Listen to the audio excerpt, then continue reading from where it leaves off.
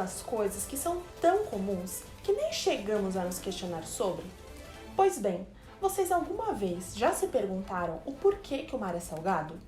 No programa de hoje, vamos abordar justamente esse assunto, desvendando o motivo desse fenômeno, com a ajuda de um especialista, o professor e doutor João Vitor Ferro, que foi entrevistado pela nossa repórter Júlia Souto durante uma visita a Santos, no litoral paulista.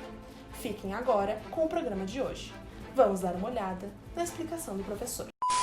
Em pleno verão, quem não gosta de uma boa praia, não é mesmo?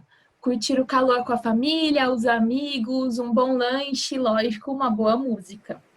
Mas afinal de contas, quantas vezes você já se questionou sobre uma coisa muito óbvia a respeito do mar, o porquê dele ser salgado? Para responder essa pergunta hoje, nós convidamos o professor doutor João Vitor Ferro, da Universidade de São Paulo, especialista no assunto. Boa tarde, professor. Você poderia responder a nossa pergunta hoje? Boa tarde, Júlia. Bem, isso é um pouco complexo. Para entendermos o motivo da salinidade do mar, primeiro temos que entender a sua formação geológica e relacionar ela com os ciclos da água, desgaste de rochas e processo vulcânico. A origem dos oceanos está intimamente ligada com a formação da atmosfera, o resfriamento do planeta e a formação da litosfera. É da atmosfera que veio pelo menos 50% de toda a água que preenche as bacias oceânicas. E acredita-se que os outros 50% têm origem de meteoritos. E é do intemperismo das rochas, que formam a litosfera, que veio a maior parte dos íons que formam os sais da água, do mar. O maior causador do intemperismo das rochas é a água. Por meio desse desgaste, os sais minerais que compõem as rochas chegam aos corpos d'água. Esses sais também podem vir de erupções vulcânicas, já que o magma carrega sais em sua composição e reage com o assoalho oceânico. Uma curiosidade é que os oceanos, tal como a gente conhece hoje, não têm uma idade superior a 200 milhões de anos, o que equivale a um 1/20 da idade da Terra. No início do Aptiano, que durou de 125 milhões a 113 milhões de anos atrás, os imensos blocos rochosos que hoje formam a América do Sul e a África estavam soldados no supercontinente Gondwana, o qual já haviam feito parte a Antártida, a Austrália e Madagascar. Depois de muito tempo unidos, eles começaram a sofrer rupturas causadas por forças do interior do planeta e a se afastar. Aos poucos, as águas dos oceanos primitivos ocuparam o espaço entre os continentes e contribuíram para a formação e nascimento dos oceanos atuais. Nossa, muito interessante. Mas, professor, a salinidade é importante? Qual a importância dela para os organismos marinhos e para o ambiente? Com toda certeza. Primeiramente, a água salgada possibilita a existência de espécies e determina diversos comportamentos. Por exemplo, ela é determinante para a formação de concha de crustáceos. Todas as espécies que lá habitam evoluíram, ou seja, se adaptaram nesse meio, tanto físico quanto morfologicamente, sendo os sais um dos determinantes para essas modificações. Uma vez adaptadas, as espécies dependem das condições do meio para sobreviver. Assim, a salinidade é indispensável para que a vida marinha, como a conhecemos, permaneça. As espécies marinhas, por sua vez, possuem um grande valor para a vida na Terra, já que é desses ecossistemas que vem grande parte da renovação de oxigênio, o gás necessário para a manutenção de toda forma de vida.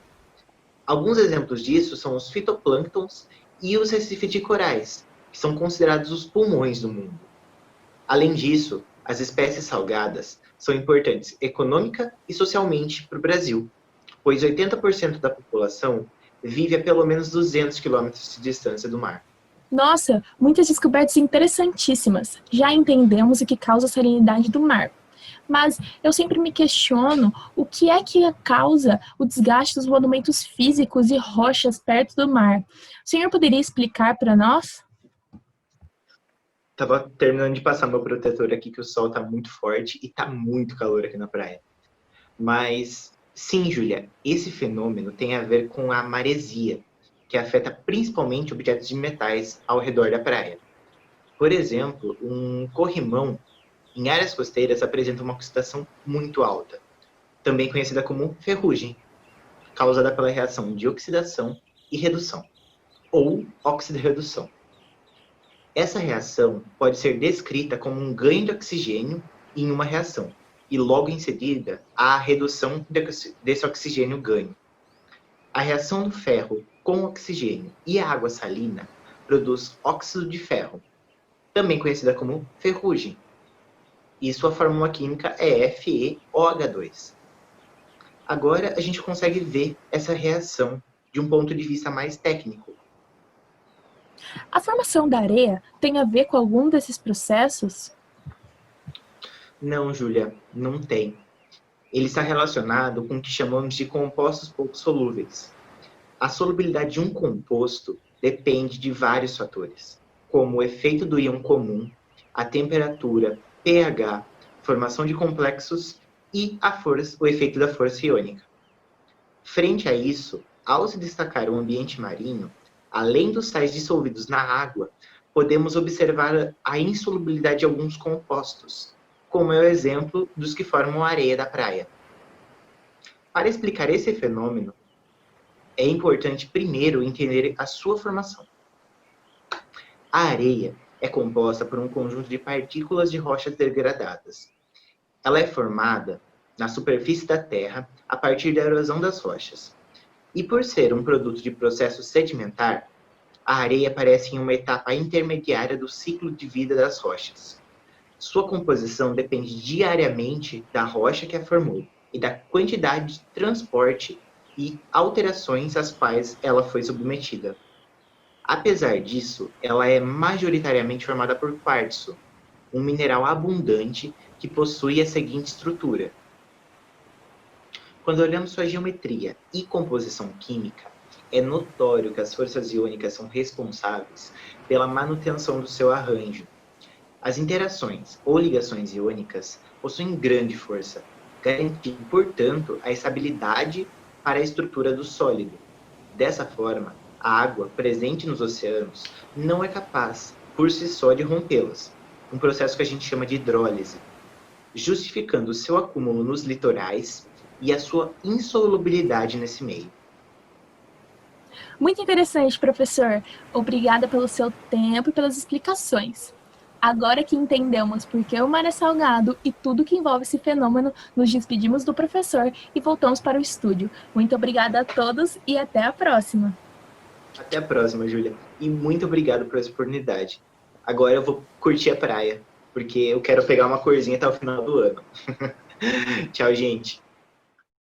Uma paisagem deslumbrante. A madrugada no Alasca. A vida em um dos ambientes menos propícios do planeta e o incrível depoimento de uma mulher que foi amamentada por uma cabra. Isso tudo logo mais, depois do nosso intervalo.